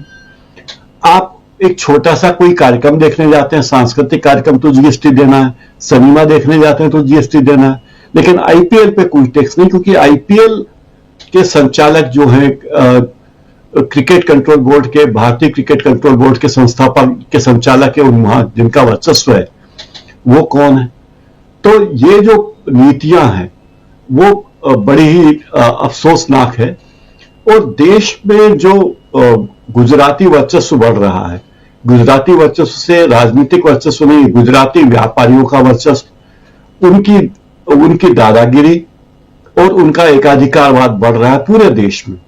तो ये, इससे पूरा देश विचलित है कि आखिर हो क्या रहा है। हमारे यहाँ के लोगों को काम नहीं मिलेगा, वहां के लोग आएंगे, ठेका लेंगे और ठेका हमारे ही लोगों को दे देंगे और बीच में कमीशन खा जाएंगे। तो ये सारे मुद्दे देश में हैं। इसी बीच दिल्ली चुनाव है और वर्ष के अंत तक बिहार में चुनाव है। तो ये मुद्दे, कांग्रेस इस पर ध्यान दे रही है कि देश के असली मुद्दे क्या है। रोजगार का मुद्दा है, तो मुझे लगता है कि कांग्रेस अभी सही दिशा में जा रही है, और निश्चित ही कांग्रेस के नेता जानते होंगे कि चुनाव पर इसका क्या असर पड़ने वाला है। राजीव जी बिल्कुल बिल्कुल, कांग्रेस के नेता ये जरूर जानते होंगे कि असर क्या पड़ने जा रहा है, लेकिन अगर देश की सियासत को देखें उसमें जरा एक बार फिर से आना चाहता हूं प्रशांत जी आपके पास। दिल्ली का चुनाव कितना इफेक्टिव नजर आता है केंद्र की सरकार पर, और उधर अगर बिहार की बात करें या इंडिया गठबंधन में टूट फूट इन सब की बातें चल रही हैं, इन सब को मिलाकर अगर देखा जाए तो दिल्ली का चुनाव किस दिशा में आप देखते हैं, कितना इसका असर पड़ते हुए केंद्र के नरेंद्र मोदी के ऊपर, उनकी पार्टी और उनकी सरकार के ऊपर पड़ता हुआ दिखाई देता है आपको? दिल्ली विधानसभा चुनाव की बात करता हूं, अनम्यूट कीजिए। दिल्ली पूरा राज्य नहीं है, आधा आधा राज्य है, और लेकिन क्योंकि राजधानी है तो इसका परसेप्शन बहुत बड़ा बनता है कि दिल्ली में सरकार किसकी है। इसीलिए बीजेपी और मोदी जी बहुत व्याकुल है। अब देखिए, दिल्ली का चुनाव में जिस वक्त मैं आपसे बात कर रहा हूँ राजीव जी, दिल्ली का एयर क्वालिटी इंडेक्स 471 है। ये गैस चैम्बर बना हुआ है दिल्ली। पोल्यूशन इतना भयंकर समस्या है दिल्ली में। दिल्ली में ट्रैफिक की समस्या है, दिल्ली में एजुकेशन की समस्या है, हेल्थ की समस्या है, महंगाई की समस्या है। चुनाव के मुद्दे क्या हैं? शीश महल और पंडित और मौलवी की तनख्वाह, इन मुद्दों पर चुनाव हो रहा है। ये देश की राजधानी का चुनाव, अब मैं कहूंगा कि ये नेताओं की गलती नहीं है, ये जनता की गलती है। जनता ऐसे मुद्दों पर वोट देती है, बंटवारे वाले वोट मुद्दों पर, हिंदू मुसलमान के वोट के सवाल पर, तो जनता को यही मिलेगा। कोई भी सरकार जो भी अभी तक जो नैरेटिव सामने आया पॉलिटिकल पार्टीज का, क्या कोई भी जो कंटेस्टिंग पॉलिटिकल पार्टीज है वो ये कह रही है कि दिल्ली की हवा हम साफ करेंगे, दिल्ली की नदी को साफ करेंगे, यमुना को साफ करेंगे, दिल्ली के ट्रैफिक की समस्या को हम हल कर देंगे, दिल्ली में नया मास्टर प्लान आएगा। आखिरी बार जो दिल्ली में अनरेगुलाइज जो कॉलोनीज हैं, बस्तियां हैं, वो 1200 के आसपास शीला दीक्षित ने किया था। दिल्ली में देश भर के स्टूडेंट्स पढ़ने आते हैं। आखिरी यूनिवर्सिटी शीला दीक्षित ने बनाई थी यहाँ पे, डॉक्टर अंबेडकर यूनिवर्सिटी। उसके बाद कोई यूनिवर्सिटी नहीं बनी। बड़े पढ़े लिखे लोग दिल्ली में रहते हैं, कॉर्पोरेट सेक्टर के, गवर्नमेंट सेक्टर के, एजुकेशन के, एंटरप्रेन्योर्स। लेकिन दिल्ली के मुद्दे ना प्रदूषण है, ना हेल्थ सर्विसेज हैं, ना ट्रैफिक है, ना एम्प्लॉयमेंट है, ना एजुकेशन है। मजे की बात है कि जो सरकार, जो पार्टी एजुकेशन और हेल्थ को बहुत आगे रखती है और काम भी किया है, लेकिन वो पार्टी भी विवश है और वो पार्टी भी पंडित और मौलवी की तनख्वाह में बात हो रही है। अब बीजेपी ने, मुझे लगता है ऐसा राजीव जी, कि बीजेपी ने प्रचार के उनकी टेक्निक को देख के लगता है, उनकी रणनीति को देख के लगता है कि वो वॉकओवर देने के मूड में है क्या। अगर आप शीश महल को, जिस मकान में अरविंद केजरीवाल अब रहते नहीं है, और सीएजी अपनी रिपोर्ट लेफ्टिनेंट गवर्नर को देता है, उन्होंने कब तब क्या किया था वो सब चीजें सामने आएंगी। लेकिन ये जहां तक विलासिता की बात है, विलासिता की बात पे नरेंद्र मोदी अगर ये हमला करेंगे तो जितनी जैकेट वो बदलते हैं उसमें तो कई गोदाम भर जाएंगे। अब तक वो कहाँ रखे जाते हैं जैकेट, इतने कपड़े, इतने तरीके के वेशभूषाएं। मैंने तो मोदी जी को जैकेट बदलते नहीं देखा। हमारे दर्शक लोग अगर गौर से देखेंगे तो हमारी कमीजें और कोट पहचान जाएंगे। चौथे पांचवें दिन रिपीट हो जाता है। तो सवाल यह है कि दिल्ली का चुनाव, देश की राजधानी का चुनाव किन मुद्दों पर हो रहा है, ये बड़े अफसोस की बात है। अब बीजेपी ने यह तय किया है कि वो शीश महल का एक रेप्लिका बनाया उन्होंने, लकड़ी का। वो रेप्लिका को सब जगह रखा जा रहा है। वो हर विधानसभा क्षेत्र के लिए नया डिजाइन करवा के बनवाया है। उसमें बड़े पैसे खर्च हो रहे हैं, उसमें डिजाइनर लगे हैं, आर्किटेक्ट लगे हैं। ये चुनाव हो रहा दिल्ली का, जिस दिल्ली में सांस लेने में जहर जा रहा है शरीर के अंदर, वहां पे चुनाव के मुद्दे ये हैं जी। तो ये दिल्ली के लिए बड़ी शर्म की बात है कि किन मुद्दों पर दिल्ली का चुनाव हो रहा है। जी राजीव जी। बिल्कुल बिल्कुल, क्या कहेंगे इस पे आप डॉक्टर राकेश पाठक जी? देखिए, प्रशांत जी ने जिस रेप्लिका का जिक्र किया, अभी एक वीडियो सोशल मीडिया पर वायरल है। पार्टी के राष्ट्रीय अध्यक्ष जेपी नड्डा बाकायदा बड़ा गंभीर चेहरा बनाकर उस रेप्लिका को देख रहे हैं। बीजेपी मुख्यालय में रखा गया है। बहुत शानदार वीडियो है, देखिएगा। उसमें शीश महल को देखते हुए जेपी नड्डा। आपने ठीक कहा प्रशांत जी, दिल्ली के मतदाताओं पर भी सवाल है। हमें नहीं भूलना चाहिए कि देश की राजधानी दिल्ली के शिक्षित मतदाता हैं, जिन्होंने सबसे काबिल व्यक्ति डॉक्टर मनमोहन सिंह को लोकसभा चुनाव हरवा दिया, और इसी दिल्ली ने रमेश भिदुड़ी जैसे लोगों को चुनकर लोकसभा में भेजा है। अब वे फिर रमेश भिदुड़ी के लिए वोट डालने जाए। मैंने पहले भी 2-3 दिन पहले कहा था, ये दिल्ली के मतदाताओं की भी अग्नि परीक्षा है कि उनकी पसंद क्या है, उन्हें क्या चाहिए। जहां तक मुद्दों का सवाल है, आज जो खबर आई है, जहां तक मेरी जानकारी में, कि भारतीय जनता पार्टी ने मंदिरों और गुरुद्वारों को 500 यूनिट फ्री बिजली देने का ऐलान किया है। लोगों को 300 यूनिट दी थी, और इसके अलावा लाडली बहना जैसी, मध्य प्रदेश जैसी योजना भी वो दिल्ली के लिए लाने वाले हैं। नरेंद्र मोदी लाल किले से लेकर हर मंच पर रेवड़ियों के खिलाफ भाषण देते हैं। उन्हें लगता है दूसरी पार्टियां अगर लोक हितकारी इस तरह के काम करती हैं, इस तरह की योजनाएं लाती हैं, जो कि लोक कल्याणकारी राज्य में, एक वेलफेयर स्टेट में बहुत सारी चीजें जरूरी भी हैं, लेकिन दूसरी पार्टी करे तो वो रेवड़ी है। नरेंद्र मोदी और उनकी पार्टी इस तरह से रेवड़ी बांटे कि गुरुद्वारों और मंदिरों में 500 यूनिट फ्री बिजली दी जाए, तो वो रेवड़ी दी। ठीक कहा आपने, शिक्षा, स्वास्थ्य, पर्यावरण, ये तो दिल्ली के चुनाव में मुद्दे दिखाई नहीं दे रहे। तो दिल्ली के लोग क्या कर रहे हैं? वे अपने राजनेताओं से सवाल क्यों नहीं पूछ रहे? 11 साल से अरविंद केजरीवाल की सरकार है, उनसे सवाल क्यों नहीं पूछ रहे? 15 साल कांग्रेस की सरकार रही है, उनसे भी सवाल पूछ रहे हैं कि आखिर देश की राजधानी दुनिया के सबसे प्रदूषित शहरों में से एक क्यों है? सबसे ज्यादा प्रदूषित राजधानियों में से एक क्यों है दिल्ली?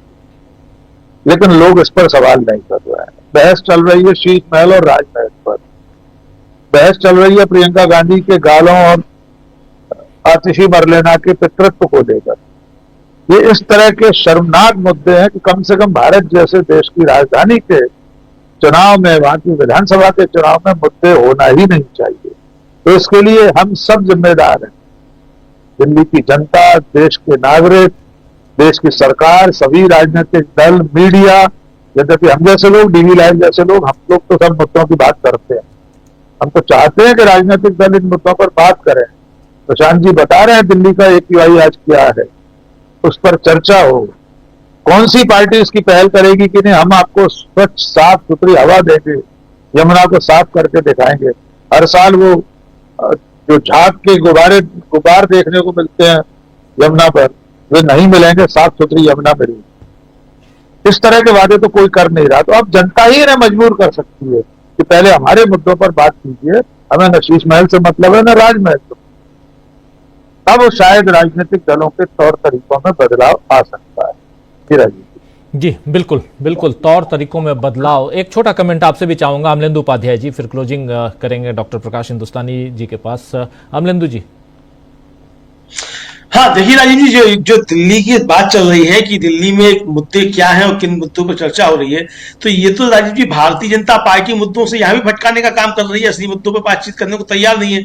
भाई अगर मान लीजिए अरविंद केजरीवाल ने काम नहीं किया, तो आप अरविंद केजरीवाल ने जो काम नहीं किए उन पर आप सवाल उठाइए। अगर आप शीश महल को लेकर चर्चा करेंगे तो शीश महल जो 7 कल्याण मार्ग हो गया है, अब जो पहले 7 रेस कोर्स हुआ करता था, तो उस शीश महल पे भी फिर सवाल उठेंगे कि ये कैसा शीश महल है। भाई जहां जो है वो गाय पाली जाती है, बताया जाता है, वो गाय जो है एक एक गाय जो है वो बताई जाती है कई लाख की होती है, वो छोटी छोटी वाली गाय जो होती है वो पाली जाती है, मोर पाले जाते हैं वहां। तब अब इतने सारे शौक पाले जा रहे हैं कि साहब वो छोटी गाय भी होगी, वहां मोर भी पाला जाएगा, कबूतरों को दाना भी खिलाया जाएगा। तो प्रधानमंत्री इसलिए थोड़ी चुना गया था कि वो सब ये काम करे। दूसरा राजीव जी, जो प्रदूषण की बात है, आप देखिए कि अभी जो वर्ल्ड रिपोर्ट्स आई हैं, दुनिया के जो सबसे ज्यादा प्रदूषित शहर हैं 15, उनमें से 15 में से 14 भारत में है, और दिल्ली उसमें शामिल है, प्रधानमंत्री का क्षेत्र वाराणसी भी शामिल है। तो प्रदूषण एक मुद्दा क्यों नहीं होना चाहिए? भाई प्रदूषण पर सुप्रीम कोर्ट इतना सख्त हो जाता है कि साहब स्कूल बंद कर दिए जाएंगे, निर्माण कार्य बंद कर दिए जाएंगे, गाड़ियां चलना बंद हो जाएंगी, BS6 गाड़ियां चलेंगी, ये सारी चीजें करनी पड़ती हैं। सुप्रीम कोर्ट को खुद आगे बढ़कर आना पड़ता है कि भाई दिल्ली की स्थिति खतरनाक हुई जा रही है। इस प्रदूषण के मसले पर कोई बात करने को तैयार क्यों नहीं है? भारतीय जनता पार्टी इस पर सवाल क्यों नहीं करती? अगर आपको अरविंद केजरीवाल को हटाना है और अरविंद केजरीवाल पे आपको सवाल उठाने, तो इन सवालों को लेकर बात क्यों नहीं करते? बात इसलिए नहीं होती राजीव जी, क्योंकि दिल्ली के आसपास जो कोयले से चलने वाले बिजली घर हैं, वो बताया जाता है कि अधिकांश प्रधानमंत्री के मित्र के हैं बिजली से चलने वाले कोयला घर, और उन कोयला घरों को समय सीमा दी गई थी कि दिसंबर 2019 तक आप परिशोधन यंत्र लगाइए, ताकि आपका धुआं जो सीधा सीधा आसमान में जाता है वो सीधा सीधा आसमान में नहीं जाए। आखिरी समय था दिसंबर 2019, वो टलते टलते आ गया है, उसमें अभी तक वो परिशोधन यंत्र नहीं लगाए गए हैं, जिसकी वजह से दिल्ली गैस चैम्बर जाड़ों में बन जाती है। तो असली अगर चर्चा होगी तो इस पे सारी बातें आएंगी। दोष मर दिया जाता है कि साहब किसानों ने पराली जलाई। अरे किसानों की पराली का तो सिर्फ 2% योगदान है दिल्ली के प्रदूषण में। असली योगदान जो है वो उन बिजली घरों का है जो कोयले से चलते हैं, जो प्रधानमंत्री के मित्र के बताए जाते हैं। तो इन पर चर्चा नहीं हो, प्रदूषण के मसले पर असली चर्चा जो होगी, इसलिए इस पर बात नहीं की जाती। शीश महल पे आप घूम रहे हैं, अच्छा आम आदमी पार्टी भी उधर घूम रही है, चलो ठीक है ये कर रहे हैं, इस पर बात कर रहे हैं, वो भी क्यों नहीं बात करते? अगर आप अपने स्कूलों की और अपने आप बात करते हैं मोहल्ला क्लिनिक की, तो उन्हीं सब मुद्दों पर बात कीजिए जो आपका एक और एजेंडा रहा है, तो उस पर आप टिके रहिए। तो भारतीय जनता पार्टी का भटकाने की कोशिश कर रहे हैं, तो आपके भटक रहे हैं। तो कुल मिला के राजीव जी, ये चूंकि भारतीय जनता पार्टी के पास कुछ है नहीं, मुद्दों पे बात कर नहीं सकते, और मुद्दों पे अगर बात करेंगे तो उन मुद्दों पे आप गिर जाएंगे। अभी प्रियंका गांधी ने थोड़ी देर पहले राजीव जी एक ट्वीट किया, और प्रियंका गांधी का ट्वीट जो है वो सवाल उठा रहा है कि किस तरीके से कॉर्पोरेट घरानों के माफ कर दिए गए कॉर्पोरेट टैक्स और गरीबों पर बढ़ा दी गई GST। तो यानी जो जिन मुद्दों पे बातचीत होनी चाहिए उन मुद्दों पे बातचीत हो ही नहीं रही है। अब सवाल किया गया कि कांग्रेस भाई GST पे बात क्यों कर रही है चुनाव दिल्ली का?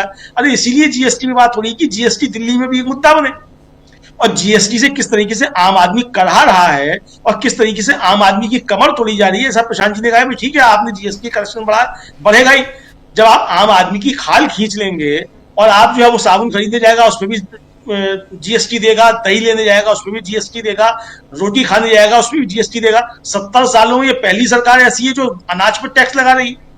अभी तक अनाज पर टैक्स नहीं लगा करता था, कफन पर टैक्स लगा रही है।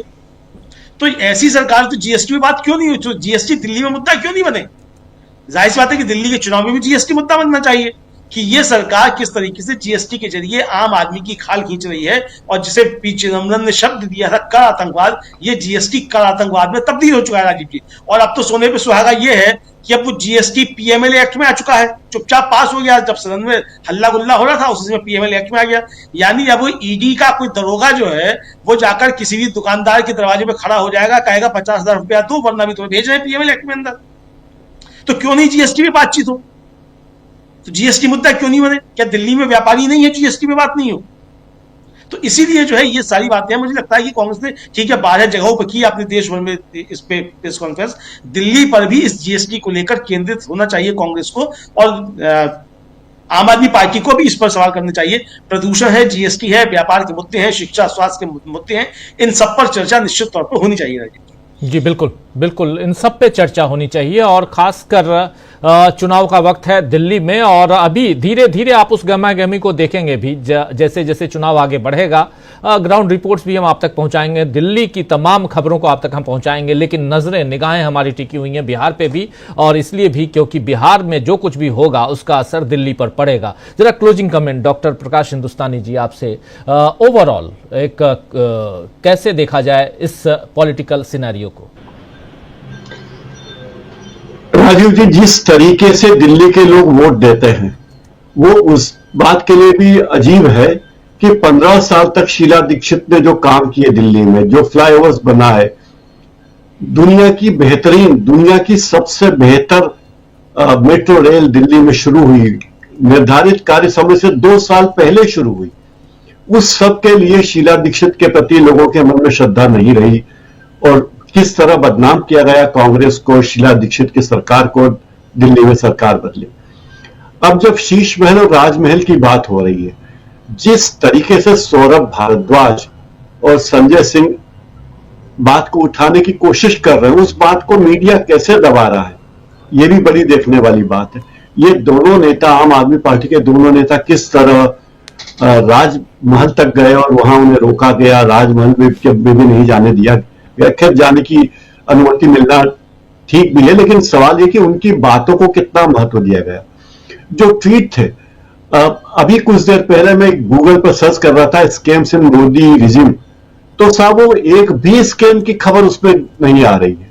मतलब गूगल तक पर इनका कंट्रोल है, गूगल पर, ट्विटर पर, सोशल मीडिया पर आप सर्च करिए मोदी राज के घोटाले, कुछ भी नहीं आएगा। ये जरूर आएगा कि मोदी राज में घोटालों के खिलाफ क्या क्या बात चली।